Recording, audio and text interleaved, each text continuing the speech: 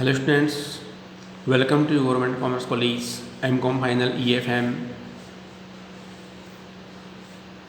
Indian banking system भारतीय banking प्रणाली chapter cooperative bank in India Bharat में सहकारी बैंक। सहकारी साख व्यवस्था सहकारी बैंक का आधार होती है। भारत में सहकारी बैंक व्यवस्था भी बैंकिंग संबंधी आधारभूत कार्य संपन्न करवाती है। यह बैंक सहकारी अधिनियम के अंतर्गत स्थापित होता है, जो शाख सहकारी बैंकों के माध्यम से प्रदान की जाती है उसे सहकारी साख कहते हैं। सहकारी बैंक का उद्भव मूल रूप से साख व्यवस्था के विस्तार हेतु ही हुआ है। सहकारी बैंक वे संस्थाएं होती हैं जो सामूहिक स्वामित्व व असीमित सदस्यता वाले व्यक्तियों का एक स्वैच्छिक संगठन होता है, जिनकी स्थापना लोकतंत्रीय आधार पर होती है, जो अपने सदस्यों की बचतें संग्रहित करते हैं तथा उन्हें ऋण प्रदान करते हैं। सहकारी बैंकों की जन्मस्थली जर्मनी है। जर्मनी में ही सर्वप्रथम सहकारी बैंक की स्थापना हुई। जर्मनी के पश्चात धीरे धीरे सहकारी बैंक व्यवस्था संपूर्ण विश्व में फैलती चली गई।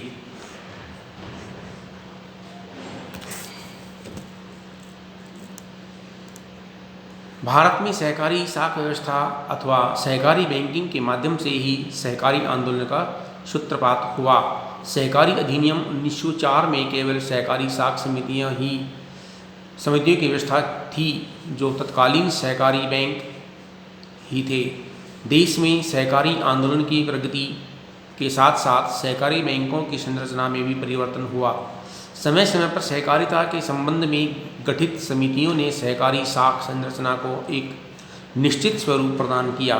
सहकारी समितियों अथवा सहकारी बैंकिंग के पिरामिड आकार की संरचना विकसित हुई।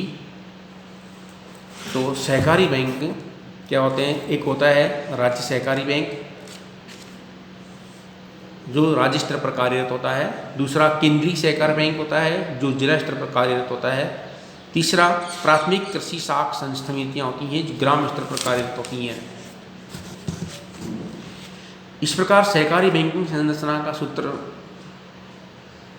सूत्रपात हुआ है। इसमें राष्ट्रीय स्तर पर सहकारी कृषि एवं ग्रामीण विकास बैंक नाबार्ड कार्यरत है, जो सभी सहकारी बैंकों का पुनर्वित्तीयन एवं नियमन भी करता है। नाबार्ड के पश्चात आवश्यकता के आधार पर 2 शीर्ष बैंक कार्यरत हैं। अल्पकालीन एवं मध्यकालीन साख के लिए राज्य सहकारी बैंक अथवा शीर्ष केंद्र बैंक तथा दीर्घकालीन साख के लिए राज्य भूमि विकास बैंक अथवा केंद्रीय भूमि विकास बैंक होते हैं। अल्पकालीन साख हेतु जिला स्तर पर केंद्रीय सहकारी बैंक तथा ग्रामीण स्तर पर प्राथमिक सहकारी साख समितियाँ बैंकिंग संरचना का निर्माण करती हैं। सहकारिता का अर्थ क्या होता है? सहकारिता, सह साथ कारिता कार, साथ मिलकर के कार्य करना सहकारिता। सहकारिता शब्द सह प्लस कारिता शब्द से मिलकर बना होता है। सह का तात्पर्य साथ अथवा मिलकर तथा कार का मतलब कार्य से होता है। इस प्रकार सहकारिता का अर्थ होता है कि साथ साथ मिलकर कार्य करने से है। लेकिन केवल मिलजुल कर कार्य करने से ही सहकारिता नहीं कहा जा सकता है। केवल आर्थिक हितों की पूर्ति एवं उन्नति के लिए किए जाने वाले कार्य ही सहकारिता की परिधि में आते हैं। साथ मिलकर के ऐसे कार्य करना जिसमें हमें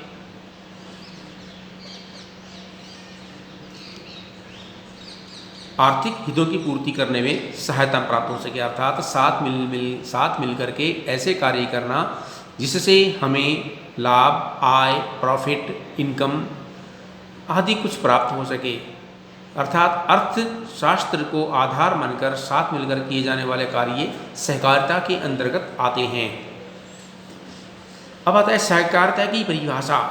डिवाइन के अनुसार सहकारी बैंक एक पारस्परिक संस्था है जो कार्यशील वर्ग के द्वारा ही निर्मित एवं नियंत्रित होती है तथा जहां बचत को प्रोत्साहित किया जाता है एवं ब्याज तथा भुगतान की सरल शर्तों पर छोटे ऋण स्वीकार किए जाते हैं। सहकारी बैंक सदस्यता तथा सामूहिक स्वामित्व साधनों वाले व्यक्तियों का एक स्वैच्छिक संगठन होता है, जिसका निर्माण प्रजातंत्रीय आधार पर किया जाता है। इस संगठन में सदस्यों की बचतों को जमा कर ब्याज तथा भुगतान की सरल शर्तों पर साख दी जाती है। अत्यधिक धन संचित कोष में रख लिया जाता है या उसे जमाकर्ताओं, ऋणियों तथा अंशधारियों में बांट दिया जाता है। इस प्रकार से ये होती है हमारी सहकारी समितियाँ। भारत में सहकारी बैंकिंग संरचना, जिसमें नाबार्ड शीर्ष बैंक होता है। उसके बाद हमारे पास आती है सहकारी साख संस्थाएँ। सहकारी साख संस्थाओं में आता है ग्रामीण और शहरी, और ग्रामीण सहकारी साख संस्थाओं में आता है अल्पकालीन साख संस्थाएँ और दीर्घकालीन साख संस्थाएँ। अल्पकालीन साख संस्थाओं में 3 प्रकार के आते हैं। एक होता है राज्य सहकारी बैंक, दूसरा जिला सहकारी बैंक और तीसरा प्राथमिक कृषि साख समितियाँ। दीर्घकालीन में 2 प्रकार की आती हैं, राज्य सहकारी कृषि एवं कृषि विकास बैंक। दूसरा आता है प्राथमिक सहकारी बैंक एवं ग्रामीण विकास बैंक। और शहरी सहकारी बैंक में सिर्फ एक ही आता है, सहकारी बैंक, शहरी सहकारी बैंक। सहकारी बैंक सहकारिता के सिद्धांतों के आधार पर संचालित होते हैं। इन बैंकों में व्यापारिक बैंकों की तरह पूर्ण नियंत्रण रिजर्व बैंक नहीं करता है। बैंकिंग नियमन अधिनियम 1949 में सहकारी बैंकों पर रिजर्व बैंक के नियंत्रण हेतु विशेष उपबंध धारा 56 लागू किया गया था। इस अधिनियम के अंतर्गत प्राप्त समितियों के माध्यम से रिजर्व बैंक द्वारा इन बैंकों को नियंत्रित करता है। सहकारी बैंक संरचना के बारे में आगे नेक्स्ट वीडियो में बताया जाएगा। धन्यवाद।